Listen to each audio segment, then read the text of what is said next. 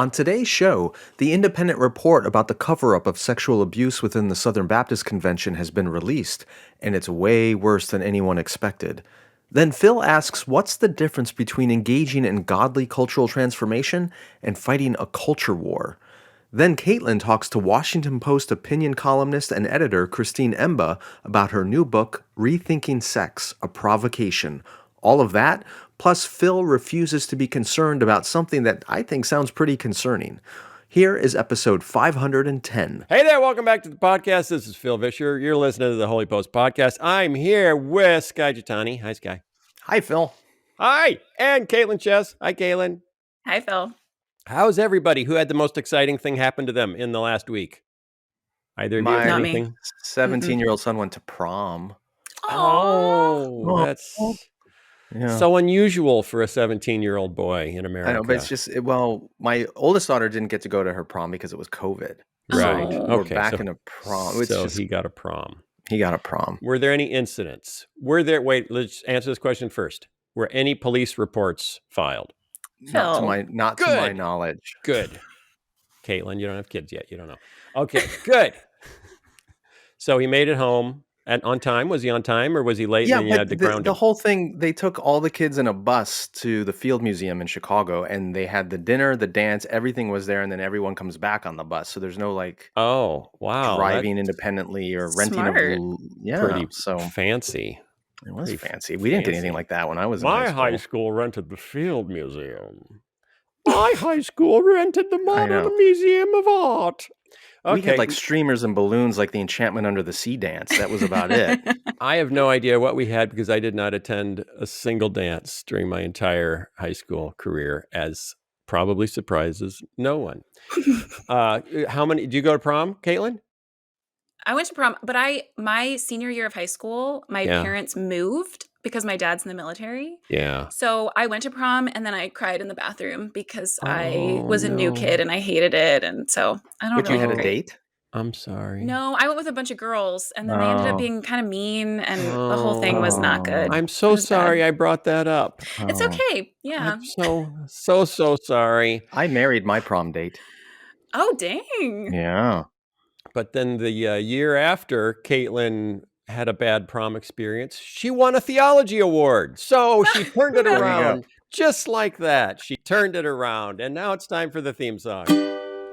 What's the news that you like the most? Who's your favorite podcast host? If it's breakfast, get your toast. It's Sky and Phil and the Holy Post. Sky and Phil and the Holy Post. And sometimes Kaitlyn.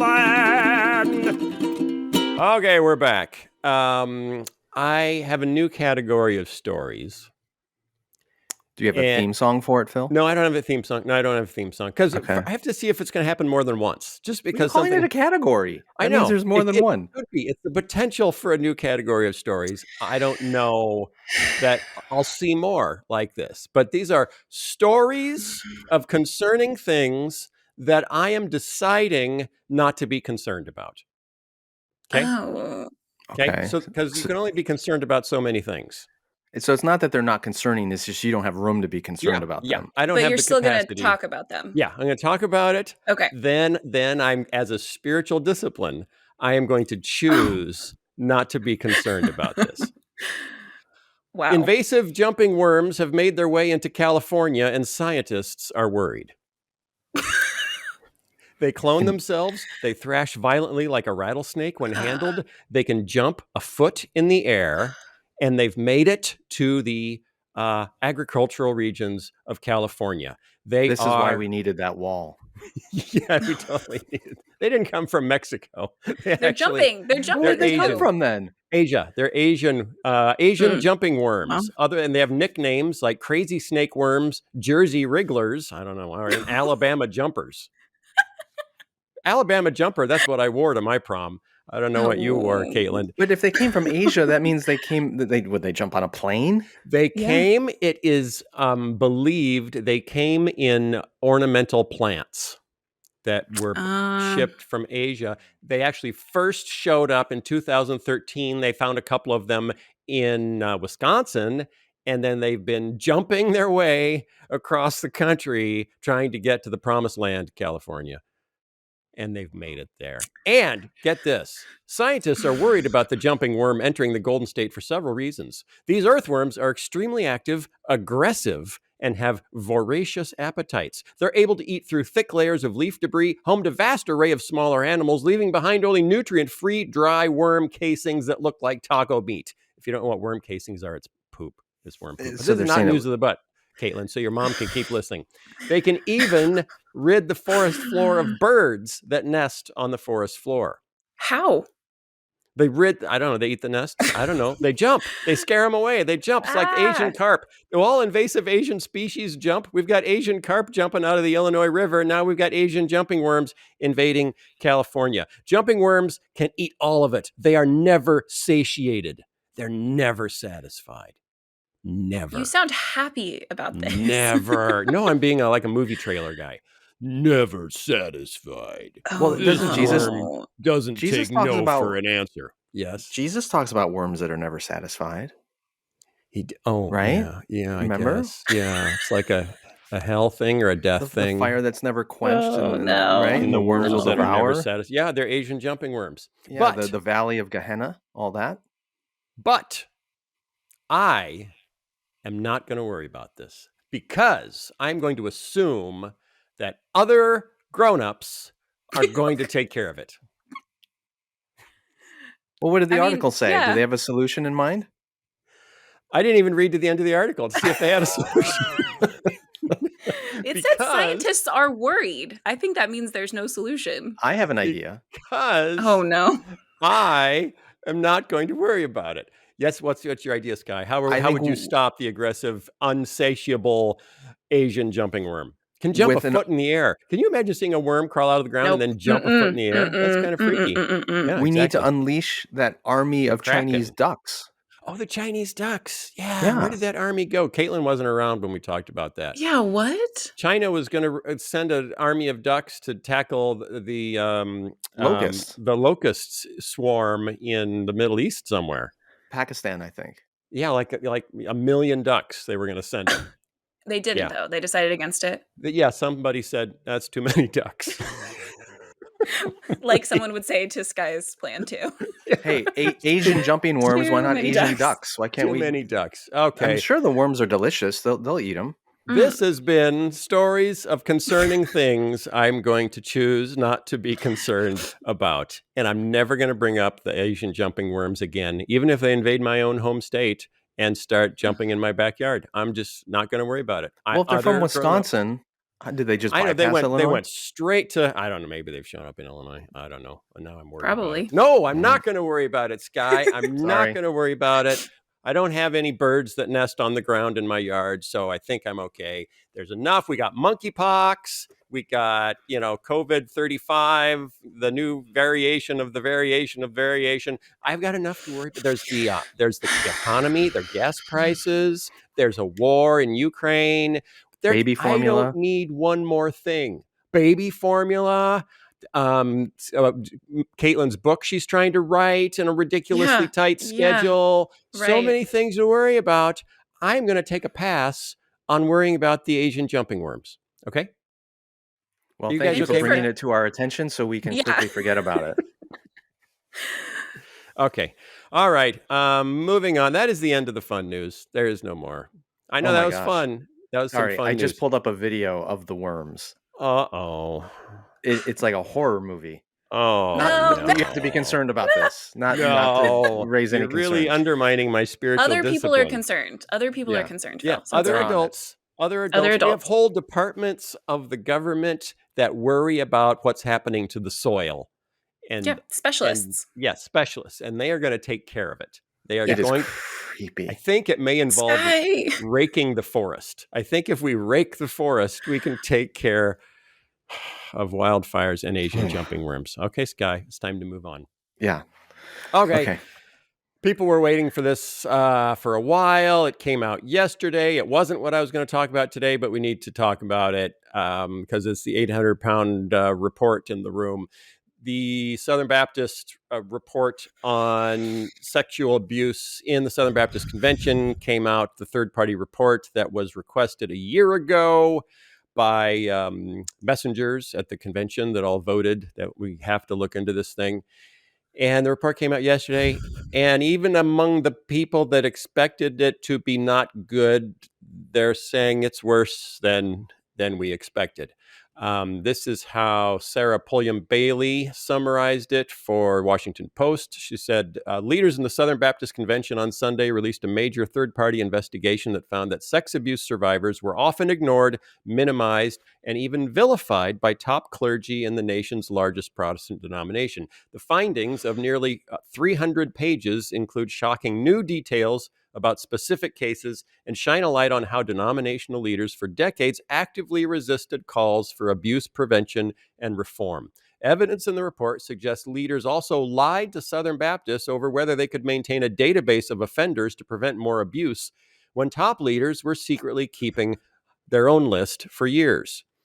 Kate Shellnut, writing for Christianity Today, summarized it this way.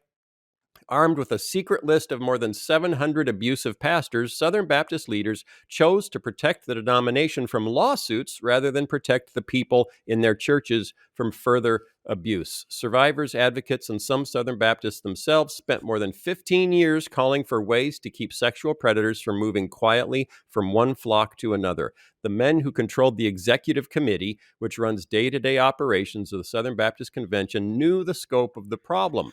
But working closely with their lawyers, they maligned the people who wanted to do something about abuse and repeatedly rejected pleas for help and reform.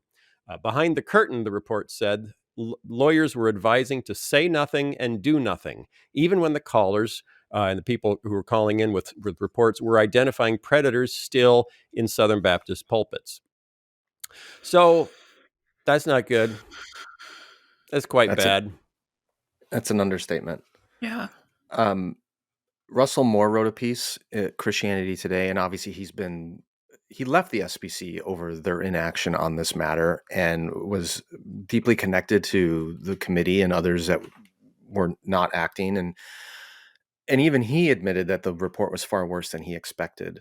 Yeah. And to pull one quote out, and I appreciate this because what Moore does here is he doesn't just look at the fact that the SBC leadership was inactive and unresponsive and covering up this stuff, but when you combine it with their, the 3-alarm fire they sounded about women in leadership. Mm-hmm. So he says this is a quote, "Who cannot now see the rot in a culture that mobilizes to exile churches that call a woman on staff pastor, or that invite a woman to speak from the pulpit on Mother's Day, but dismisses rape and molestation as, quote, distractions and efforts to address them as violations of cherished church autonomy. In sectors of the SBC, women wearing leggings is a social media crisis. Dealing with rape in the church is a distraction."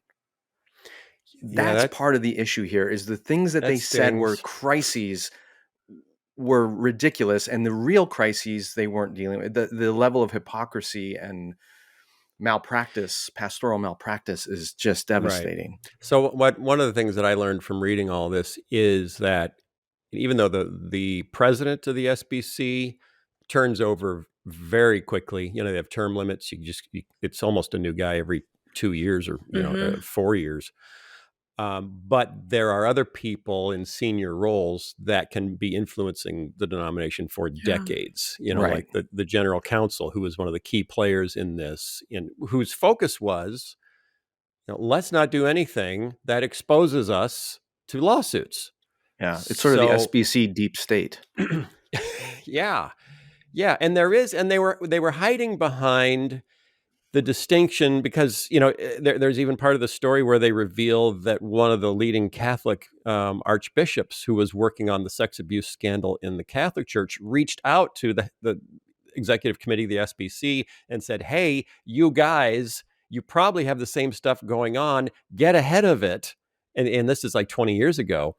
And their response was, well, we're not the Catholic Church, because the Catholic Church is a hierarchy, has top-down control, and we're just an autonomous group of churches. So we don't, so when it was time to do something about that, the reaction was, we don't have the authority to do anything. We're not in charge of anything. And so someone pointed out the irony, that they can, in fact, the executive committee can cancel a church's affiliation for ordaining a woman. And they can cancel a church's affiliation for taking the wrong theological position. They can't cancel a church's affiliation for having a pastor who's a sexual predator. That apparently is just something that they haven't given themselves the lever to do. So it focuses priorities, you know, you and oh man, one of the main lawyers who kept recommending over and over, don't do anything, don't do anything, don't do anything.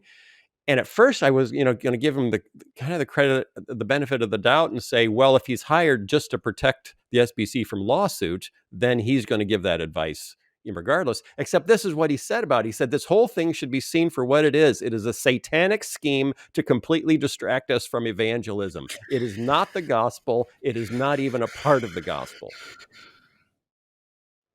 Kaitlyn, you got to say something. Yeah,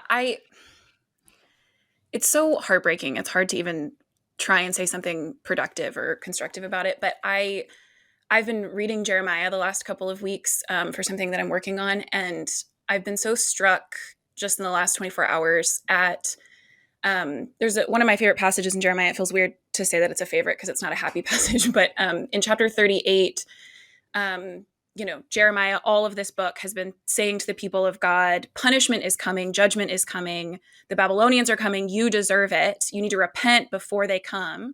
And it's past this point. Chapter 38 is past that point where it's like, no, they're coming regardless of what you do. So give yourself over to them. Like, your destruction is coming, you deserve it, let it happen. And in chapter 38, there are some people in the city that bring Jeremiah to the king, and they say to the king, this man is discouraging the soldiers in our city from fighting. They need to keep fighting the good fight. He's telling them to give up. And there's a line early in the chapter where it says, this man is not seeking the good of the people, but their ruin. And then they throw him in a pit, and then he gets saved, and there's a whole rest of the story. But that line is so instructive to me in this conversation, because on one hand, it shows us that people who are fighting against injustice and abuse in the church are often maligned by the people that they are trying to serve. They are described as seeking the ruin when they are really seeking the good. And the good in that verse in Hebrew is the word shalom, meaning peace, flourishing, wholeness, like this holistic sense of goodness. And the irony of the whole passage is that Jeremiah is seeking the good of the people, and the people are misunderstanding what is ultimately good, and to them it looks like ruin. Right. And I just think it's so instructive, because I think part of what makes us so resistant to transparency, to honesty, to fighting abuse and injustice is this desire to protect this thing that we have built. And there's horrible examples of that. There's people who are just out there for power. And then there's more mundane, kind of more understandable examples of that. Maybe you're someone who grew up in an SBC church, you went to college, you interned at an SBC church, you went to an SBC seminary, and then you started working at an SBC church, and you've been doing that your whole life, and you've seen really good things. And then someone comes along discouraging the SBC, and you could say the same things that these people said to the king, which is, this person is not seeking the good of the people, but their ruin. And you would be wrong, just like those people are wrong, in part because you're misunderstanding what God demands of us, what God requires of us, and you're misunderstanding what is ultimately good and what ultimately is ruin. Having these allegations come to light is ultimately for the good of God's people and not for their ruin. But it shouldn't surprise us that people would misunderstand that and then malign the people who are seeking to bring it to light. And it's so frustrating. There's something somewhat comforting about the fact that that's just the repeated history and story of the people of God. It's not ultimately comforting, because it still is so infuriating and heartbreaking. But I think this is a good moment for us, even if we're not in the SBC, to ask ourselves, are we misunderstanding what God requires of us? Are we misunderstanding what is ultimately for our good? And are we missing the fact that maybe sometimes what is for our good is the destruction of things that we have built that are not ultimately for God? Kaitlyn, I mean, that's a great analogy from Jeremiah. But do you think the 21st century American evangelical parallel to that is the mission?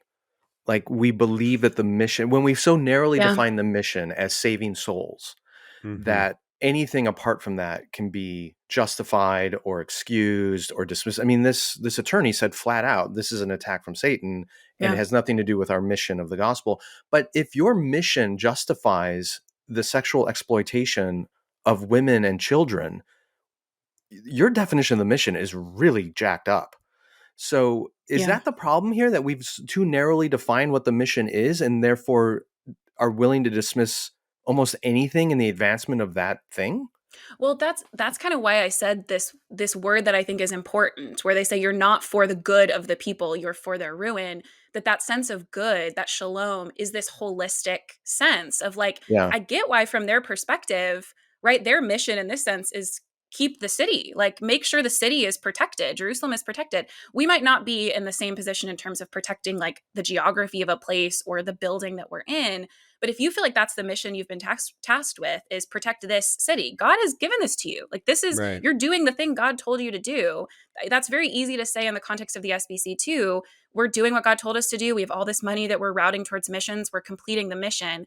And part of the misunderstanding of what is for the good of the people is that it's more than that. You could be protecting Jerusalem. In the case of Jeremiah, right? You could be protecting Jerusalem in a physical kind of sense, in a really flattened sense of what your mission is. And yet what they are condemned for is what the SBC and other denominations are being condemned for today, which is abusing the vulnerable, mistreating the poor, just having this general sense that as long as we're doing kind of the bare minimum, a really flattened sense of what God told us to do, we can justify covering up any of these other things. It's, again, from Jeremiah, which other prophets say the same thing. Jeremiah, I think two times or maybe three times in the course of the book of Jeremiah, says one of the condemnations of the false prophets and of the leaders of the people of God at that point is peace, peace, they say, when there is no peace. It's the same kind of thing that I hear from SBC pastors today, which again, you could see it in the worst terms. There are people who are just power hungry. And then there's people who are going, I've seen good. Like I want to defend this thing that I have Right. seen good things come out of. And the problem is you can't push under the rug things that are actually, like you've said, Sky, those are actual threats to the mission that you are doing. You're not actually completing it if you're allowing abuse to happen in your own house. I'm struck by how we obviously have encountered a lot of horrible power abuse stories over the last number of years, including sometimes sexual abuse stories like this. But it's almost predictable that there's always the justification is Yeah. always the same, which Mm-hmm. is, well, this would Mm-hmm. hurt the mission. We Right. can't hurt the mission. Right. With the Ravi Zacharias mess, with Willow Creek, with name the scandal, and there are voices who justify not reporting or covering up or not investigating thoroughly because, well, what about the mission? Right. And And I oh, was it's trying so to bothering. just in my own head sum up the defense, and and it seems to be, and this is the same for Ravi Zacharias Ministries, same for parts of the Catholic Church. Our work is so important that we can't let something like sex abuse accusations get in the way of the gospel. Yeah. And even if you say, well, yeah, but you could still do your work in other ways, it really goes back to what we've built is so important. Mm-hmm. Our Yeah. institutions are so important that we can't let something like sex abuse accusations get in the way of the work of our institution. And that's, when we elevate what we've built over the people that we're serving, or when we say, if there's some bad stuff that happens internally, we'll overlook that because we're still projecting external good Mm-hmm. work. We're doing good work out there, so we can, hoy, oy Well, and vey.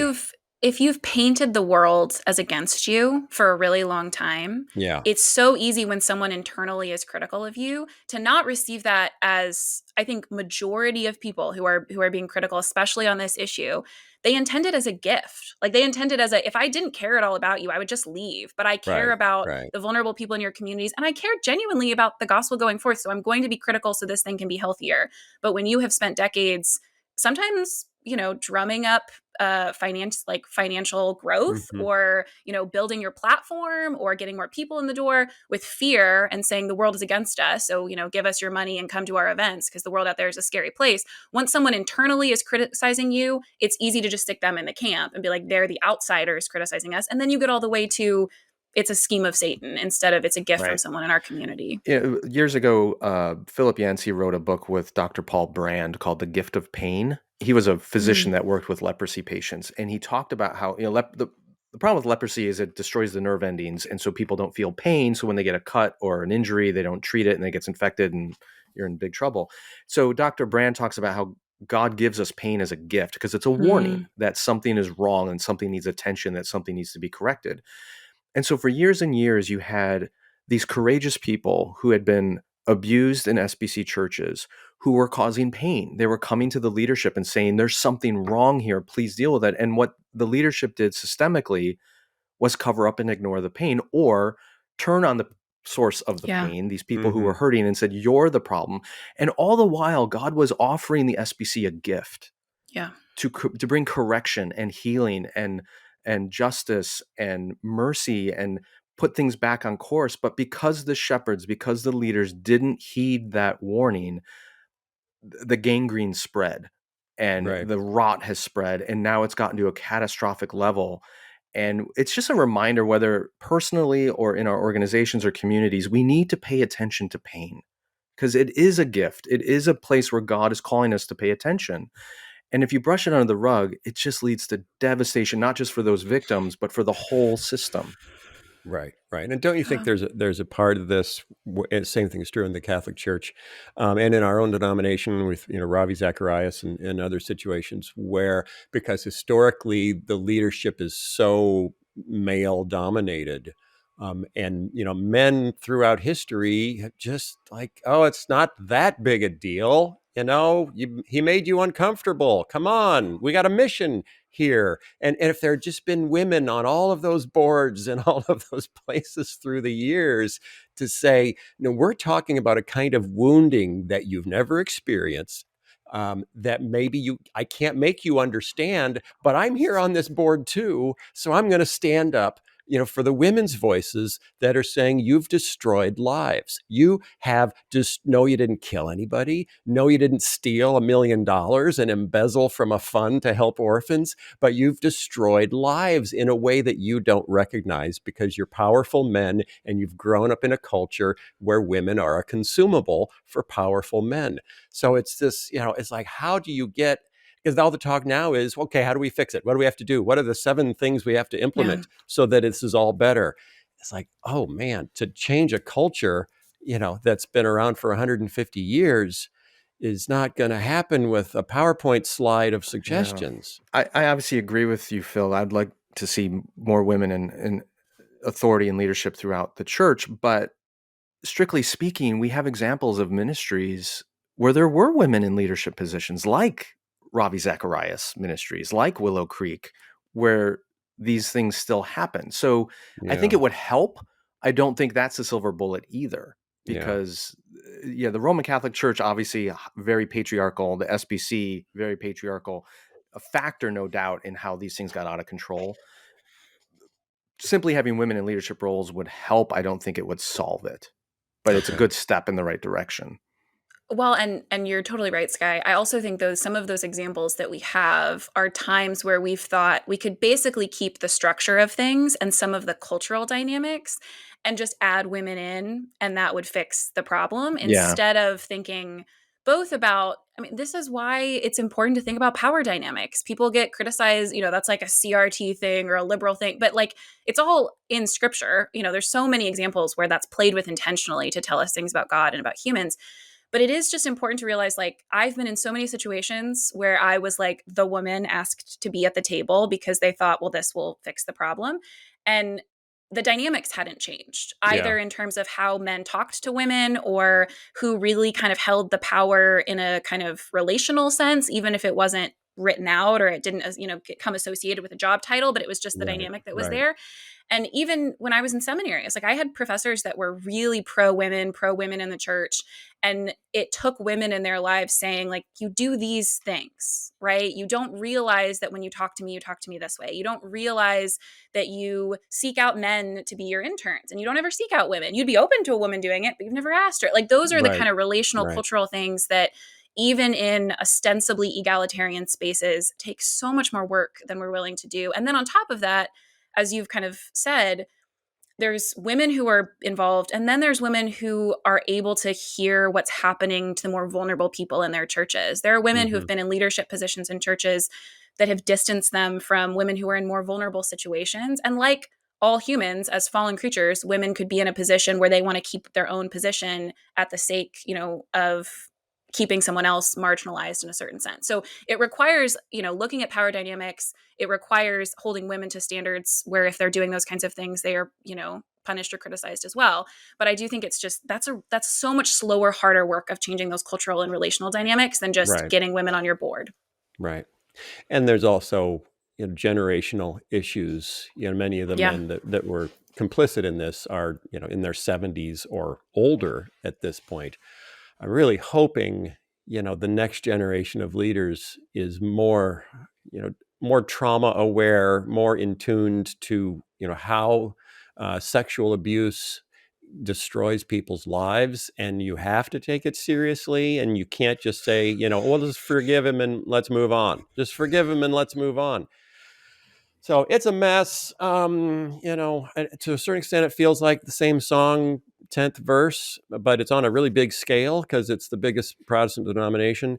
And so we'll have to see, we'll keep an eye on it and see what they do next. I'm definitely not trying to throw rocks unduly at just one Christian denomination because it's, Well, it's and that's a everywhere. good point. One last thing before we leave this.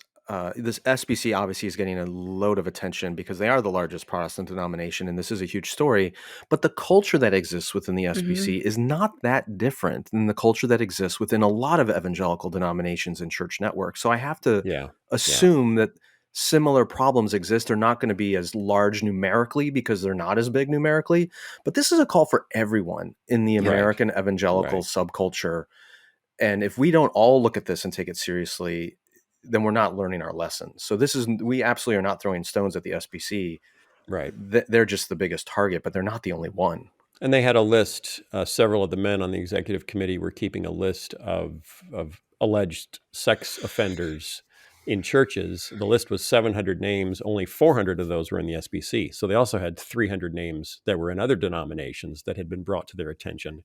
Right. And they were just keeping track of it secretly without telling anyone. That's just not good. People, if you're No. thinking about not helping, that's a good way to not help. So let's try to help. Okay, last week at the end, we just got to an interesting topic. Was it last week? I think it was last week, of culture wars and trying to figure, because I'm wrestling with something. Sky, Kaitlyn, I'm wrestling with something and I need your help. Okay. Jumping worms? No, oh no, I'm not wrestling with that. Because No, there's a pill for that. if they, there. Okay, I'm wrestling with when are we culture warring versus when are we trying to make the world a better place? How do I know the difference? When William Wilberforce was railing against British morals and trying to improve Britain, was he culture warring or was he trying to make the world a better place? Or was it both? It doesn't matter. And why, for one side of the argument, being a culture warrior is a bad thing, but being a social justice warrior is a good thing. And for the other side of the argument, being a social justice warrior is a bad thing, but being a culture warrior is a good thing. Okay, help me out. What's a culture war? Who wants to go first? Oh, I think Kaitlyn does. I can because Sky doesn't look like he wants to. Oh, I'm ready. I'm I armed and loaded. And what is that saying? Locked and loaded? Locked and loaded. You're locked and loaded. I don't do the gun thing, but yeah. Oh, you certainly don't do it convincingly. That's for sure. Okay, Kaitlyn. I was just going to start off saying I do think both of those terms, as you've said, could be used pejoratively, and I think most of the time, even social justice warrior is mostly used pejoratively. Yeah, they're both pejoratives from the other side. That you very occasionally kind of reclaim or will surprisingly defend or something like that. And they do tend to just go along ideological lines. Like if someone is doing something I don't like, that's not my team, then that's the term that I'll use. They're a warrior, and I have to pick the adjective to match the other team. I think something they share actually is a sense of both performativity, that you're not actually interested in changing whatever you're upset about, but you enjoy maybe the platform that it gets you or the attention that it gets you or the way that it proves to your group of people that you are in their group, that you're on their team. But I also think there's a sense in which both of those have a sense of just vindictiveness, that I'm not interested. Not only is it performative because I'm not interested in changing things, but anything the other team likes, I have to not like. And one example of this that I've seen recently, I used to think culture war only existed on the right or more conservative Christians, and it 100% exists on the left as well. And one of the best examples of this I've ever seen, I live in a really progressive little city that's like a dot in the rest of North Carolina, very progressive. If you walk around the neighborhoods near me, you will see so many yard signs, including a lot of those, we believe in this house, love is love, feminism is for everyone, all those things, which is kind of performative. You're not usually trying to convince someone of those things in a conversation, and you're probably not trying to work for tangible material solutions to those things. You just like telling people this is where we stand, and maybe even a little bit enjoy that it might offend someone if they disagree with you. Yeah. That's one example of this. But I think the better example, I was walking recently around my neighborhood and I saw this yellow sign, and I've seen so many of them around North Carolina. Apparently this is like a trend that some guy at a church started raising money for these yellow signs that say, "Thank you, Jesus." I don't fully know the background. I really think it is just to say, "Thank you, Jesus." I don't know. But they're all over the place in wider North Carolina. I was walking around a neighborhood near me recently, and I saw a big yellow sign that is the same font. It's definitely trying to play off of the "Thank you, Jesus" sign, but it says, "Thank you, science." And the reason why I think that's a good example for delineating between a culture war mentality and actually transforming a community is, one, you're just sort of being the mirror opposite of whatever the other team is. There's nothing that you're actually saying there about science or about Jesus. It's just oh, you think Jesus, we think science, which doesn't do anything or mean anything or say anything. It's the bumper fish wars, Yes. where you've got a Christian bumper fish, I've got a Darwin bumper fish. And when I was in about late 70s, early 80s, there was the "I Found It" campaign, which everyone was putting bumper stickers on their cars saying, "I found it," which means you found Jesus, you found the answer. So that was, if you were a Christian, you had an "I found it" bumper sticker. Then "I lost it" bumper stickers started popping up on other people's cars. It's like, "Oh, you found it? I lost it. So can I have it back?"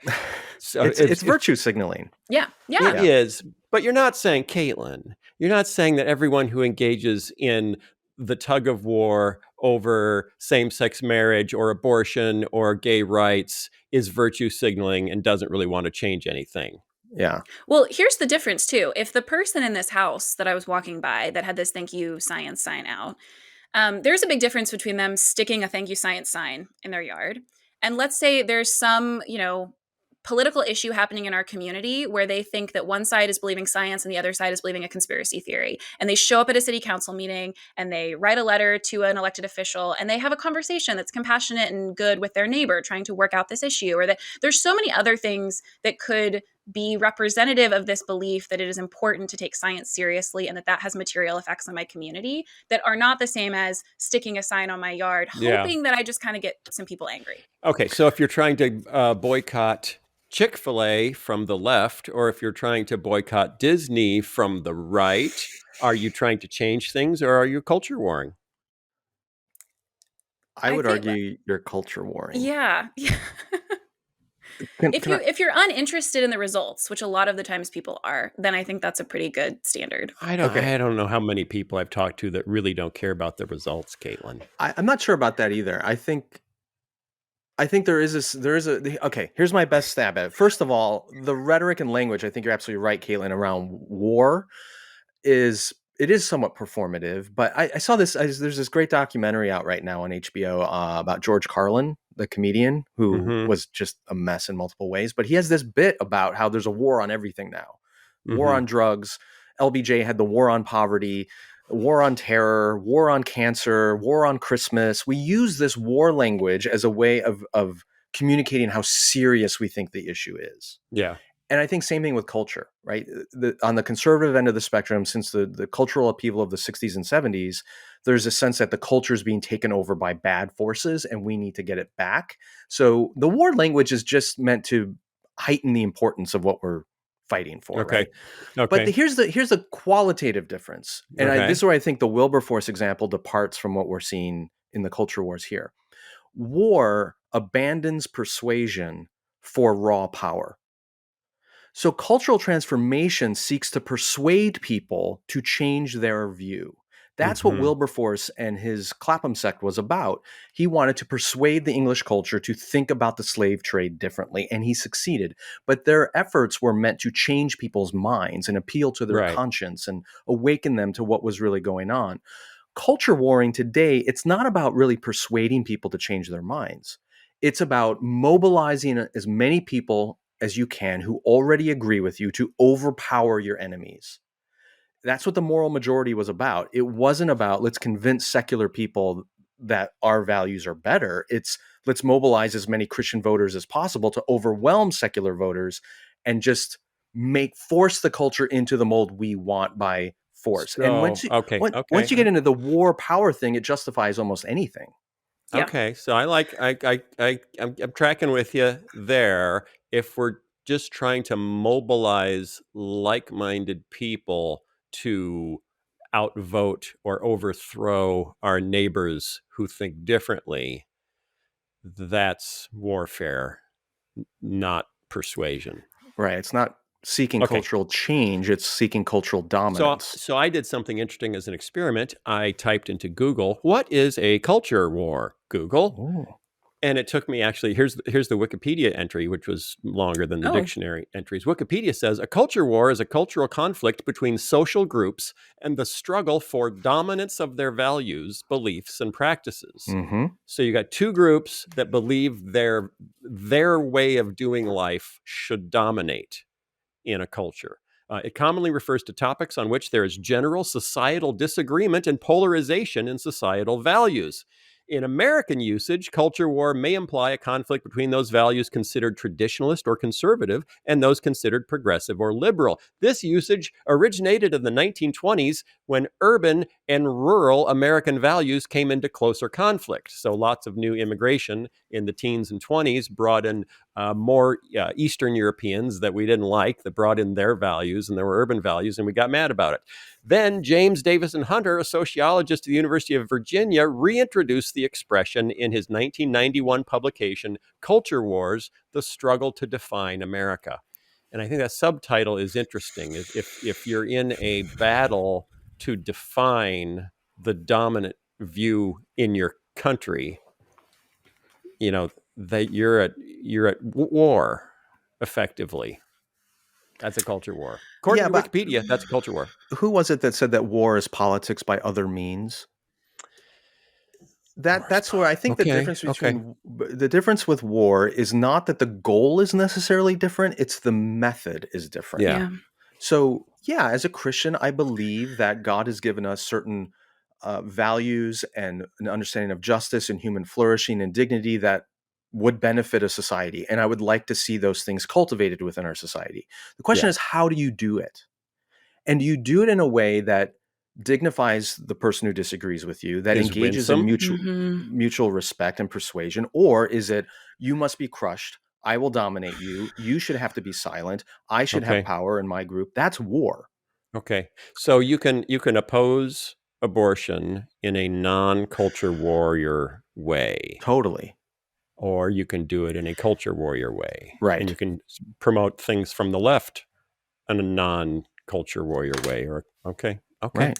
Can I clarify my earlier comment? Yes, you can, Kaitlyn. But this is the only time we're going to let you do that because you're still new. So then after that, you just have to go with what you say. I have to stick with everything. Well, I'm sort of sticking with it, but I want to clarify. I just want to clarify that I don't think it always requires a disinterest in actual change. But the reason why I think that that's sometimes at play is because it is really profitable to be angry about things. And so, for example, when it comes to, this, trust science or thank you science sign, right? Yeah. Someone bought that. There was money involved in having this be a part of their identity that they put on their front lawn to prove to people who are in their team that they're on their team. And that is like textbook virtue signaling.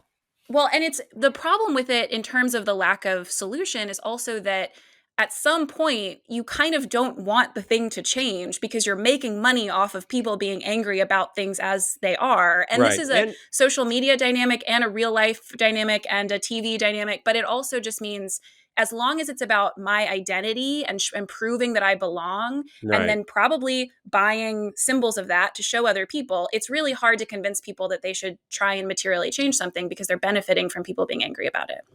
So to add on to that cynical point of view, which I totally agree with, Oh no, but you're right. I mean, go to literal war. In You've literal come over to the war, dark side. You're in on literal- the guy's in li- side now.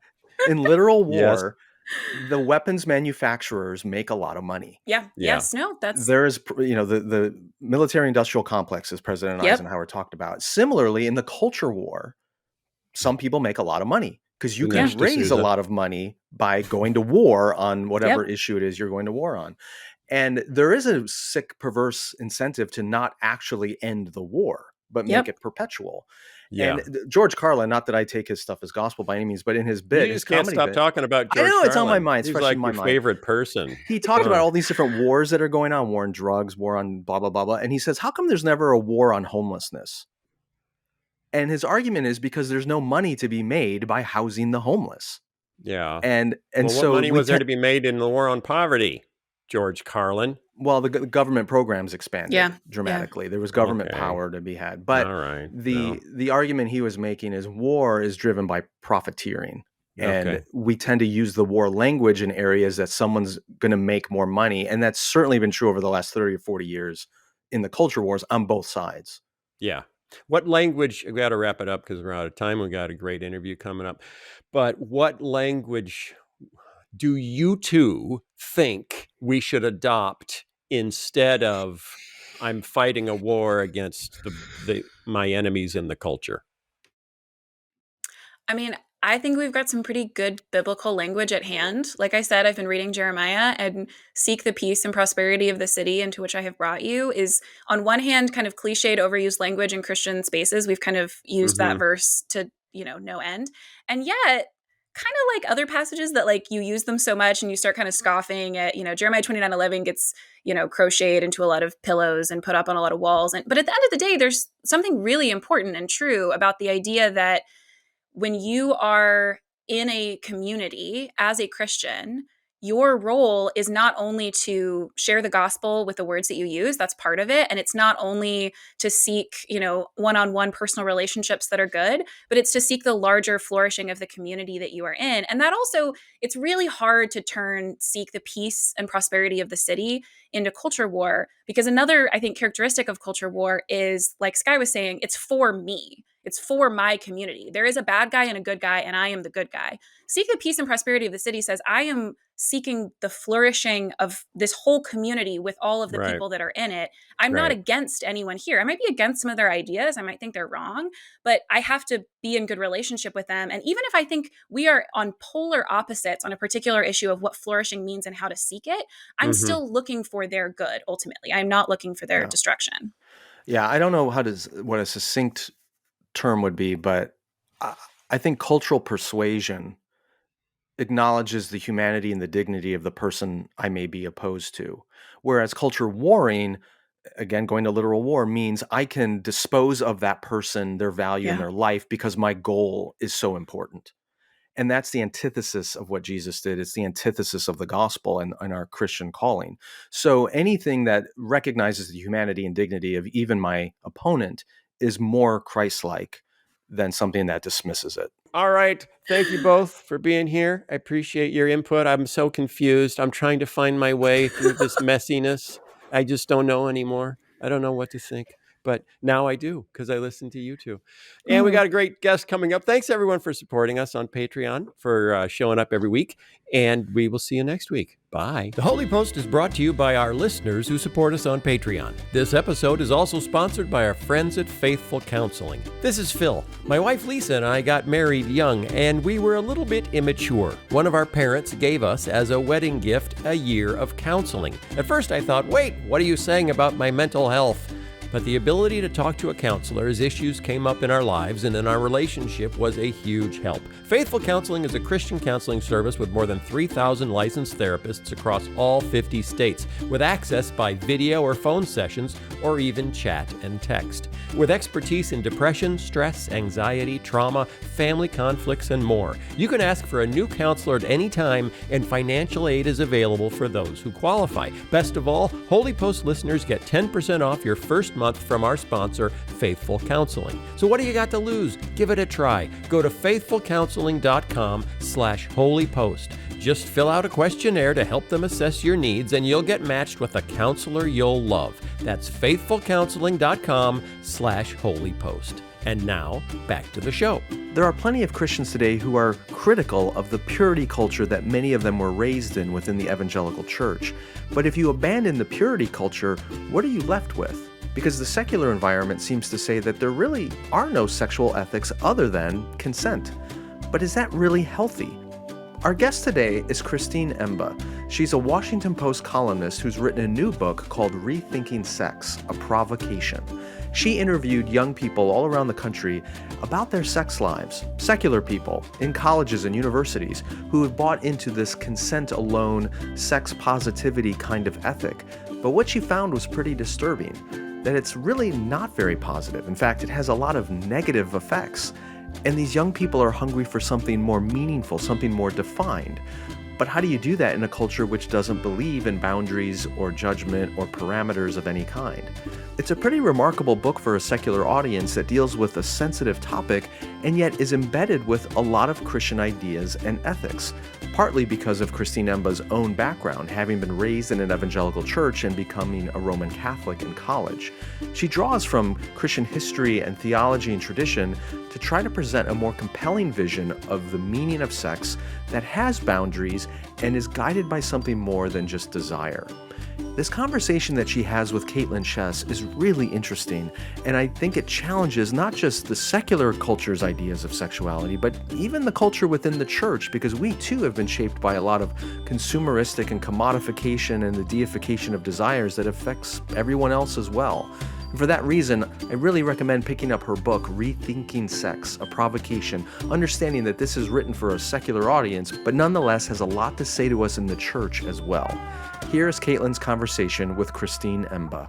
Thanks, Christine, so much for talking today. I'm so excited. I told you a second ago, I loved reading this book that you wrote, Rethinking Sex, and I know that our audience in particular is just full of questions about how we should think better about these questions about sexual culture, and especially people who are kind of coming out of purity culture and trying to figure out if that's not, the answer that they want to give, what kind of answers are out there for them to think about.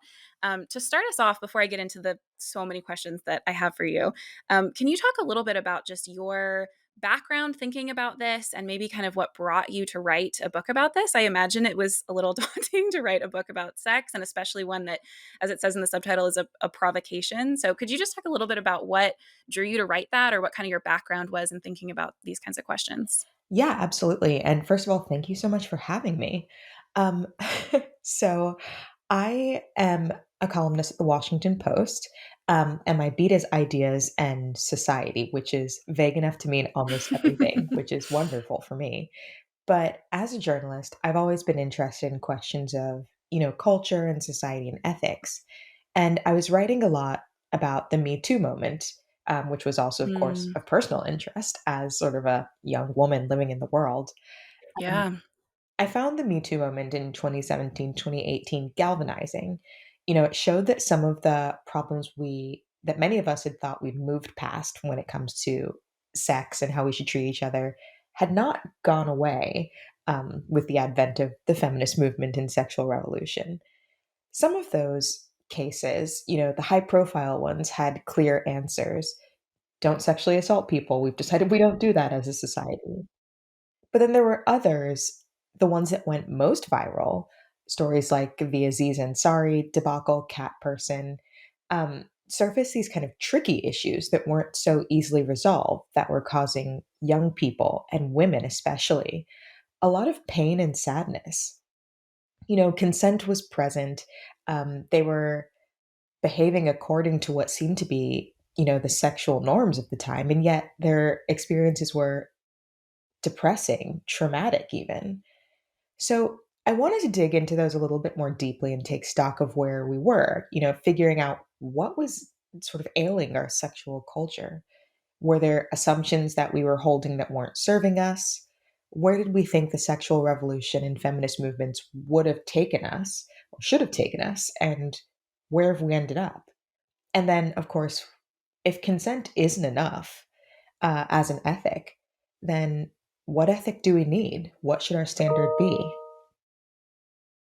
Yeah, it's so striking to me. We talked about the Washington Post piece, kind of an excerpt from your book a few weeks ago on the podcast, and the story that you told in that article about, and it's in the book as well, of a young woman asking you, I think at a party or something, they had an experience, a kind of violent sexual experience that they still consented to, and they were asking you like, but that didn't feel totally right. Was that okay? And it resonated so much with my own experience in terms of talking to people my age who, especially people who either left the church or left the evangelical church and were kind of figuring out sexual ethics, in a new light with new information, with new restrictions. And yet we're coming up to that kind of place where they realize that something that, met this base condition of consent still had caused them a lot of pain or discomfort, or like you said, it was even traumatic. And behind that question was sort of some sense of like, well, there have to be some rules, right? Like there's got to be something that describes what's good and what's bad. And you talk about this early in the book and throughout the book really, in terms of sex positivity that's just kind of uncritical or unquestioning. And I love that the book starts sort of with, have we misdiagnosed the problem? Like, do we misunderstand what's wrong with our sexual culture? And then that leads us to give solutions that aren't the right ones. Can you talk a little bit about how we've misdiagnosed things? You hinted at it a minute ago, but kind of how have we described what's wrong in a way that isn't accurate? Yeah, it's funny that you mentioned the idea that we need rules or that we need more rules. And in fact, another excerpt of the book ran in the New York Times, and they gave it the headline. I didn't choose this, but the headline, Straight People Need Better Rules for Sex. Um, and so it was right on that line. And yeah, I mean, I think that one of the chief contradictions that a lot of people are feeling in this moment is that, sort of the promise of the sexual revolution and the sort of way expanded ideal of sex positivity, and we can talk a little bit more about that later, was that the past was repressive. Um, Everybody was being held back. What we need is freedom. We need more freedom and more liberation and more choice to be able to do whatever we want to do. And that's what's going to make sex better and make our encounters better. And what, we seem to be seeing in this moment is that, okay, the boundaries have fallen. Um, Everyone is far more accepting. Repression is over, and yet everyone feels a bit lost. We're liberated in some sense, but we're kind of miserable. And I argue actually that, a lot of people do need structure. We do need an ethical framework. We need to be able to make judgments, to figure out what serves us and chase that higher standard. And I suggest that, consent kind of feeds into this because it's a really low bar. It is sort of the the lowest bar that you can have apart from no standards. It's sort of get permission to do this thing, and then everything afterwards is fine. We don't have to talk about it. Um, but, I think that most of us want more from our encounters than, okay, someone got permission to do this for me. Um, we want more than sort of the legal question. We want something that's good. And so we need a standard that asks for not just what's allowed, but what is actually good, morally good, ethically good. And we need to be able to make judgments about that. But then with judgments come limitations.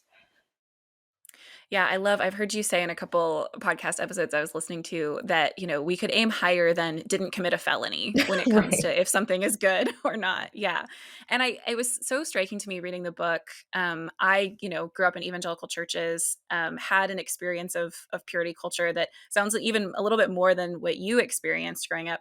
And I know a lot of the people who listen to the podcast had that. They heard the like chewed gum example or, Mhm. terrible metaphors for thinking about human beings and really unhealthy ways of thinking about sex. And we've talked in the podcast a bunch about Kaitlyn Beatty's line about the sexual prosperity gospel. Like part of Yeah. purity culture is if you just follow all the rules, everything will be, amazing. You'll have a fulfilling marriage and a fulfilling sex life. And I was struck reading the book that I've come to a place as an adult where I can be very critical of that background that I received.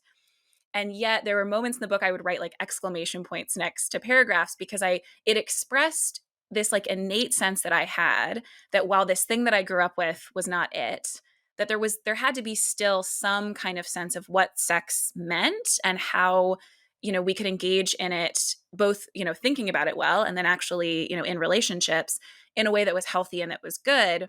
And I just was so struck realizing that a lot of people who come from that background have that same sense, but they haven't heard that kind of sexual ethic described in language that doesn't just remind them of purity culture. Mhm. And I think your book could be really helpful to give them some of that language. I was just curious if you could talk about finding that balance, because I imagine some people hearing this, the audience of the Holy Post, they're coming from that kind of background and are really, they don't want to hear the same kind of language that they used to hear growing up that feels, like you said, um, feels repressive and maybe wasn't, but maybe was, but also that just feels damaging for how we talk about human beings. Can you talk a little bit about finding that balance between this bad sexual culture that often existed in churches and the bad sexual culture that can exist outside of the church as well, that people don't want to kind of have to pick between those two?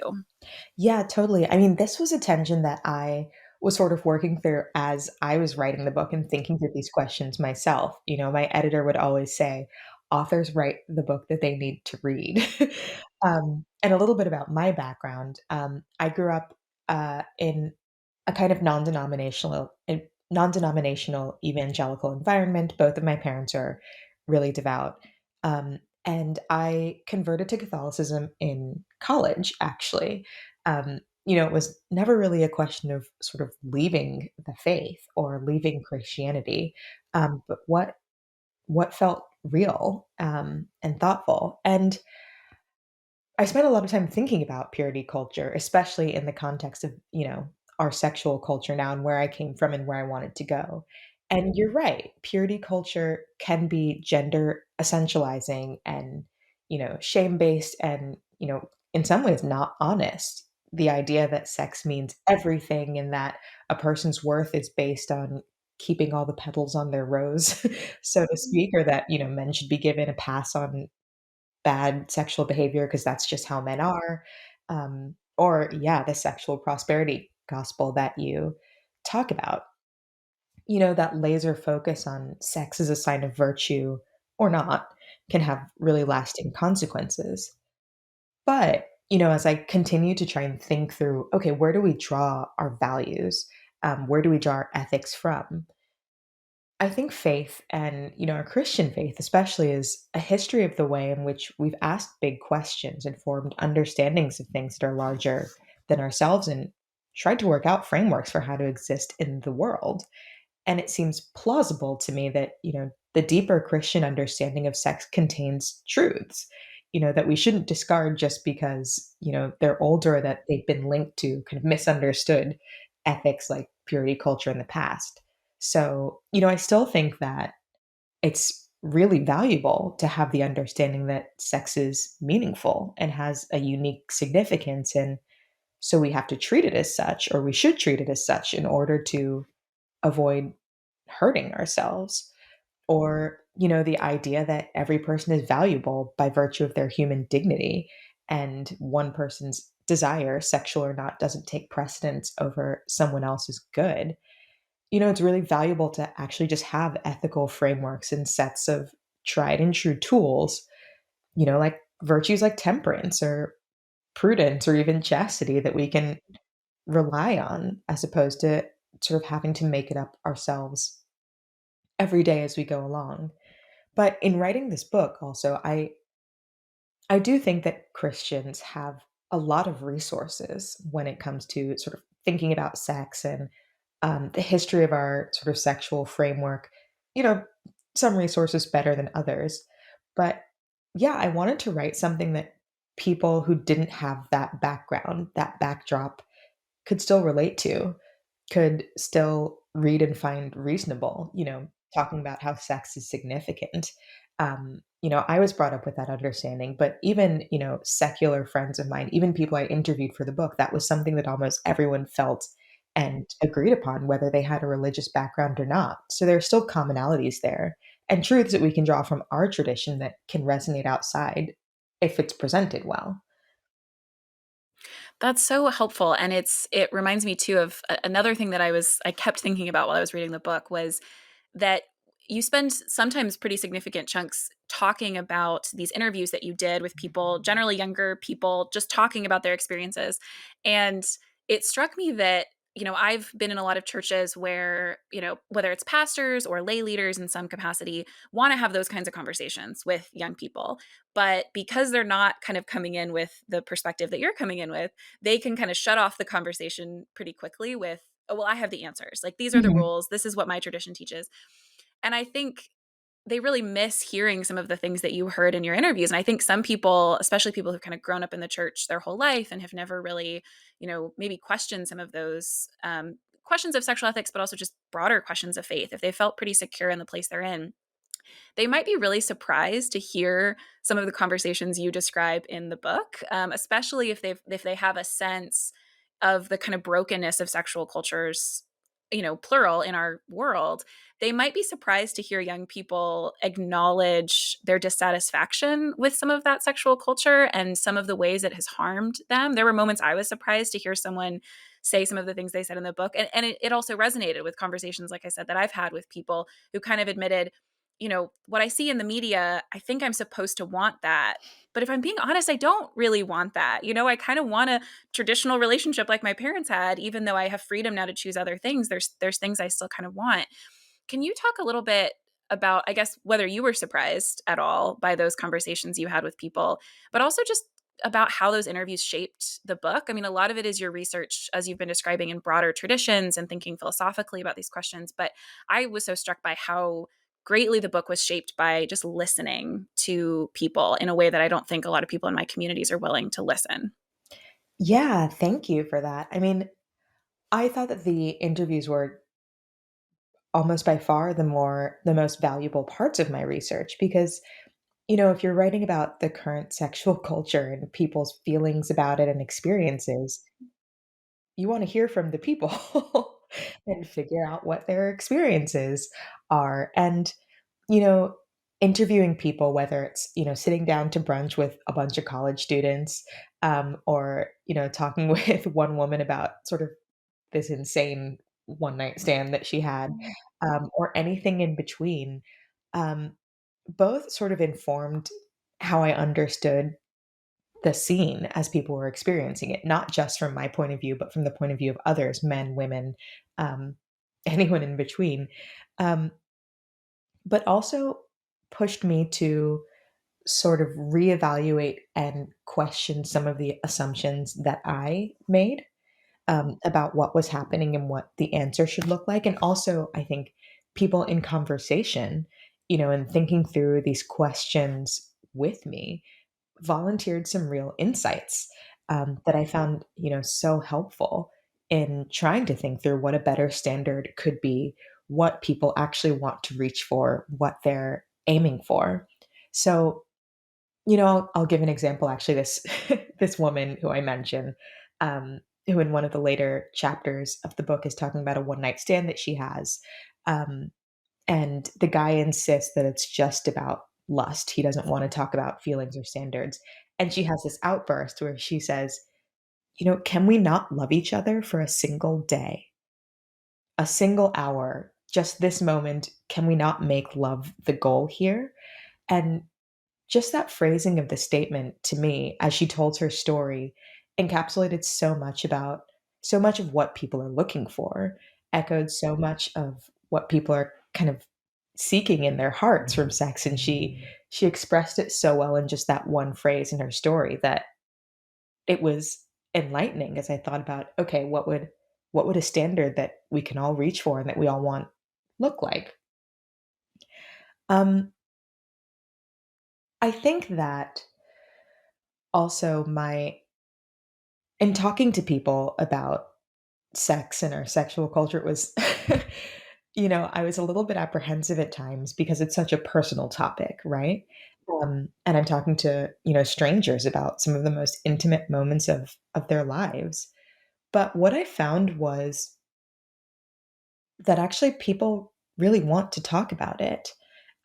They really have questions about, what they should be doing, how they should think about the encounters that they've had, um, whether the culture that they were living in was right or helping them and where they should go next. And they wanted to talk about it. But I think a lot of people are or have been, as you mentioned, kind of scared away um, from talking about it with, faith leaders or even parents because they think, well, I'll say that I had this experience, I did this thing, and someone's immediately going to judge me and tell me that you're a bad person for having done this and you should be doing something else immediately. And that makes them not want to be honest, not want to really share what's going on. Um, and I found that, in my process, kind of just trying to walk through encounters with someone first, um, not necessarily, you know, giving them advice first and foremost or telling them what was right or what was wrong, but sort of starting the conversation and then just asking questions and seeing what conclusions people got to themselves was often the most enlightening. And also, I think people found it really healthy.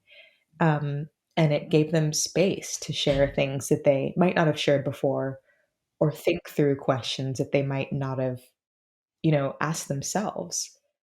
It's just starting a conversation with, okay, tell me about, you know, this encounter that you had.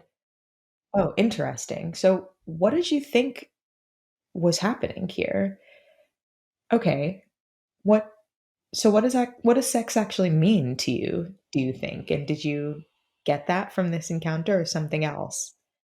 Okay, like why do you think that happened? Or, why do you think your experience was so different than what you expected?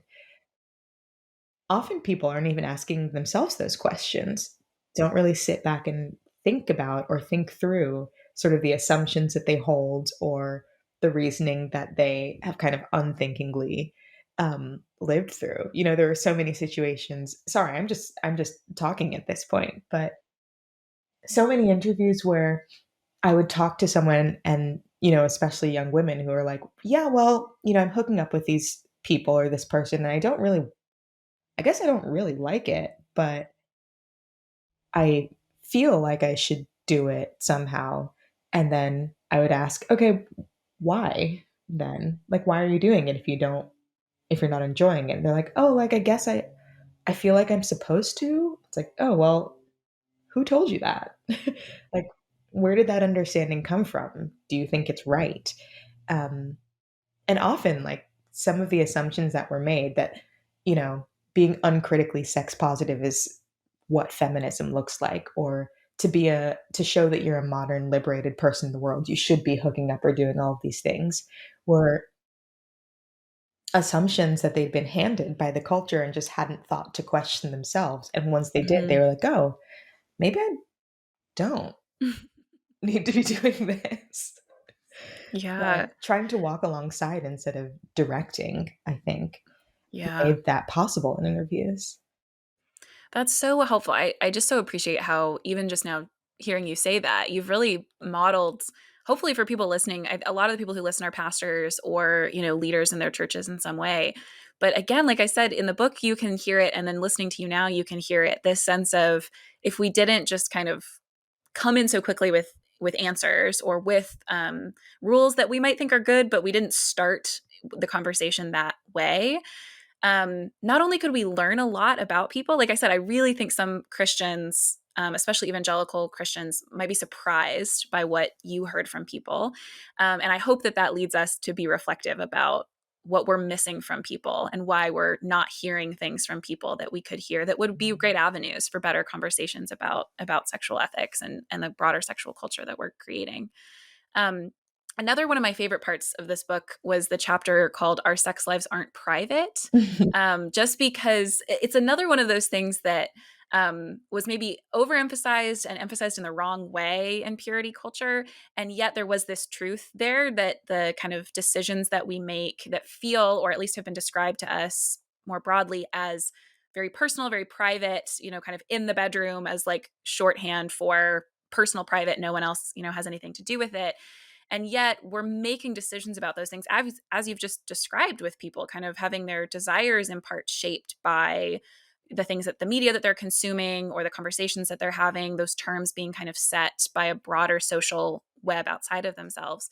And I thought one of the most interesting parts of that chapter and the chapter following it was this sense in which making sexual activity, relationships thought of as individual or personal or private also made them more amenable to capitalist exploitation, and the way that that was sort of the lens through which we viewed not only our, purchasing things in a literal capitalist sense, but that it shaped how we were thinking about relationships and sexual activity. Can you talk a little bit about that critique? Because I also think that's something that might surprise people in a book about sex. Yeah, when I veer into anti-capitalist critique, for sure. Yeah, the chapter about privacy is in some ways a meditation on dating app culture, which is maybe Mm, not what people would expect going in. Um, yeah. but in this chapter, I talk about how our, you know, we have this sort of thing that we say in our culture now, between two consenting adults, right? Like whatever happens between two consenting adults, it's their business, it's private, it only affects them. It doesn't affect you, so don't worry about it. That sort of like, well, if you don't like the sex that I'm having, like, don't have it. No one's asking you to be here. um, and I argue that that's not true. The actions that we have and um, the cultures that we embody, even in our private moments, inevitably sort of spill out into the world into how we act towards other people. If we're watching pornography and that shapes the way that we sort of view the opposite sex or view women or view what sex is supposed to be like, inevitably that also affects how we exist when we're not watching pornography. But to the dating app point, I I spent a good amount of time in that chapter talking about how the rise of kind of Tinder and Bumble and all of these swipeable apps have changed the way that we date. Before you might meet people through friends or family or colleagues at work or church. And because, the person who you're going on a date with, you've met through someone else, you feel a sort of responsibility towards them. You won't act terribly because someone else might hear about it. So in that sense, yeah, our dating wasn't private in a way, but maybe we held ourselves to something of a higher standard because of that. But then, on these apps, um, you are meeting a random person who has no connection to you, and um, in sort of just a private chat space where kind of you can say anything, or they can send you a picture of anything, and who are you going to tell? There's no recourse, and that, I think, anonymity and privacy in that space in some ways lets people act, um, or pushes people to act in ways that they might not act otherwise. And that's not always a good thing. The other thing, of course, about dating apps is just the way that they're set up. They're set up like kind of a card deck where you're just sort of swiping through strangers and picking out the people who look good to you. And it always feels like, there's another person around the corner if this doesn't work out. And I talk about how that sort of leads to a mindset of commoditizing other people, a very capitalist mindset where it's like you see people as products, basically, where you take your pick and discard the ones that don't work for you, um, as opposed to other people with human dignity that you are trying to relate to in a way of mutuality, which would be much more healthy. and we don't think about how this happens. We just think we're on a dating app, but it can change the way that we, approach and interact with other people. So in this chapter, I tell this story, right, about this a girl who I'm talking to, and she's telling me about how she, was on Tinder and sort of trying to casually date and hook up to prove that she could, basically. And Mm. she says, she tells me that she was bragging to her friends about how she ordered a guy off of Tinder. Mhm. And as she says that, she's like, "Okay, that sounds Ooh. bad." Yeah. I guess that I guess that doesn't really treat him like a person. Yeah. I don't really know why I said that. Hmm.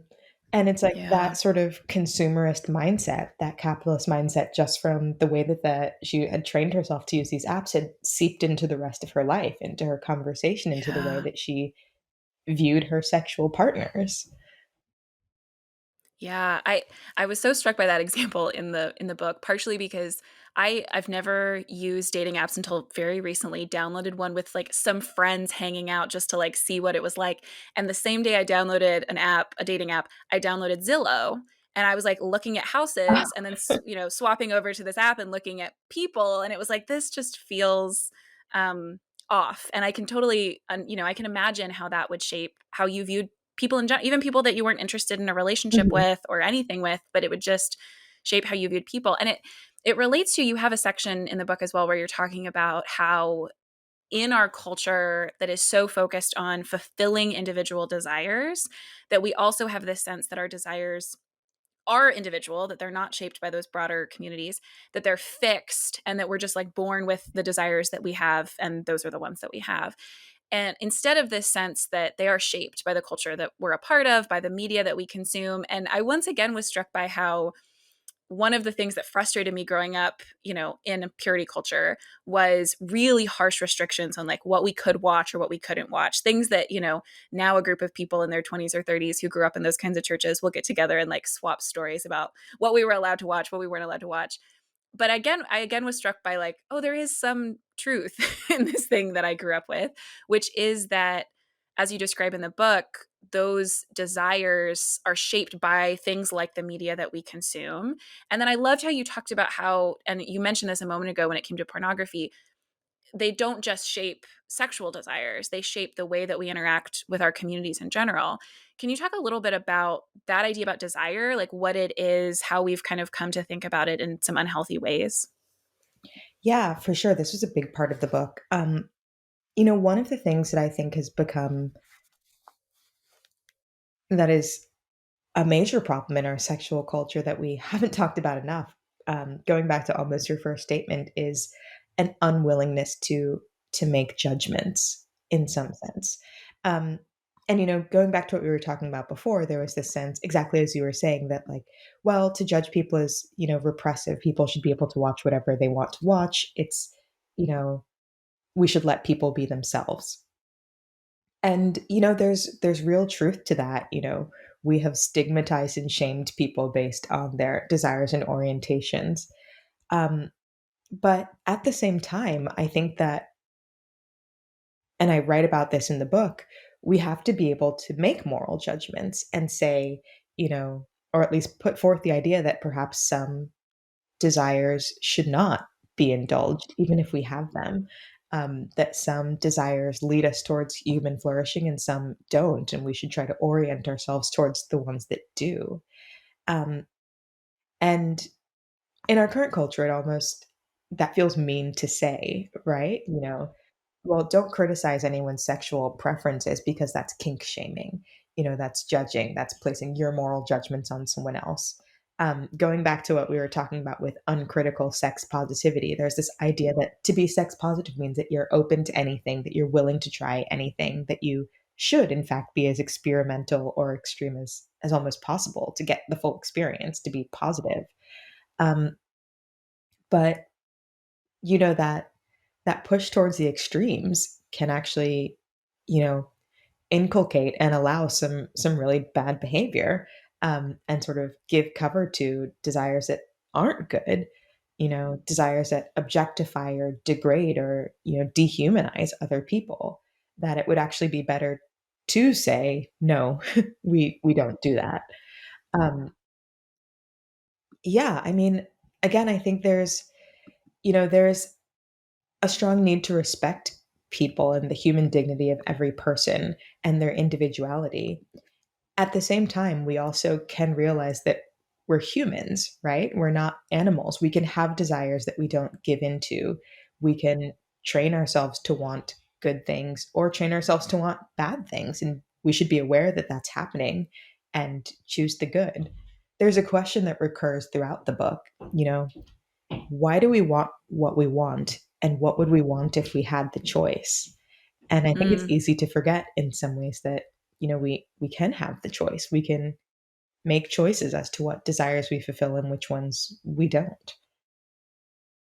Yeah, it's so helpful. And like I said before, I think it's just the language that you're giving is so helpful for people who are rejecting at least elements of purity culture, but are trying to figure out, like, how do I describe the fact that I have this sense that there need to be some rules, some judgment, as you've said. We're running out of time, but I really want to ask, I want to go back to something you said earlier about the fact that, religious traditions in general, Christianity in particular, have resources for thinking about sexual ethics. And I love the kind of thread throughout the book of there's the legal question, and that shouldn't be the end of the question. There's also a question about what it means to create a healthy sexual culture in which we're not legislating these rules, but we're kind of creating norms for how we operate well that, lead people towards their greatest good, that desire the good for the other person. Could you talk a little bit about in a pluralistic world where we do have a different sense of the traditions that we're drawing on, the traditions that we feel bound to or obligated to, and what it means to kind of create that culture? I'm just imagining people listening thinking, okay, I want to contribute to having a healthier, better sexual culture. And I recognize that I'm not going to agree with my neighbor on some of the really foundational kind of metaphysical or philosophical questions about things, but I want to seek an ability to dialogue well with them, to continue conversations like this, and to contribute with the resources maybe that my tradition or community has towards a healthier sexual culture. Yeah, well, as we were talking about earlier, how the conversations that I had with other people helped me sort of shape the conclusions that I came to in the book. I talk a lot about how in the book, in Rethinking Sex, about how consent is not enough. We need a better standard. Mm-hmm. So, what should that standard be? And, by the end of the book, I proposed the standard of willing the good of the other, which is Aristotle by way of Thomas Aquinas, and it's his definition of love. But willing the good of the other is more specific. It implies that you are willing the other person's good as much as or more than your own in any encounter. And it also implies that, you have some sense of what the good is for the other person and in general. And that's just a higher bar. Um, and how did I get to that as a standard that I thought was shared? One, it was by talking to people. If you know, I tried to have conversations with people from sort of starting premises and find places in which we could agree, even if we didn't share the same faith or the same religious backdrop or the same understanding of sex. You know, asking simple questions like, what would a good sexual culture look like? Or what do you think sex means? So many people would say things like, well, a good encounter would look like empathy. It would look like care. It would look like love. And these were not necessarily religious people saying this, but this was something that we could agree on. And it was like, okay, what is a standard then that brings this understanding together that both I can appreciate and someone else who might not have my same faith backdrop would appreciate? And the standard that I came to is one that I think is, in many ways based on a very Christian tradition of how we treat other people, but is also legible to people who don't have that same background, who still understand, the golden rule, who still have an innate feeling that human dignity is a thing that we should respect. And so trying to find those points of agreement, um, at like very basic agreement on basic concepts, or at least seeking out places in which our minds meet, even if we're coming from different Mm. perspectives, helped me form, I guess, the advice that I would try to give. Does that make sense? Yeah, it's so helpful to describe too, like I said before, just not only this particular conclusion that you've come to, which I think is really helpful, but also the way that you've just described listening to other people and finding, like you said, places where we're meeting, our minds are meeting, even if, we're coming from different places on those more foundational conclusions is really helpful. Thank you so much, Christine, for your time and for this really lovely book. I'm really convinced that, as I've heard you say before, it is a provocation. And so it's helpful to like begin those conversations with people. And I think you've given the people who listen to the Holy Post a lot to think about and to continue having conversations with people in their lives. So thank you. Thank you so much for having me. This is great. The Holy Post Podcast is a production of Holy Post Media. Production assistance by Julie Betcher. Editing by Jason Rugg. Help us create more thoughtful Christian media by supporting us at patreon.com/Holy Post. Also, be sure to leave a review on iTunes so more people can discover thoughtful Christian commentary, plus ukulele, and occasional butt news. Visit holypost.com for show notes, news stories, Holy Post merchandise, and much more.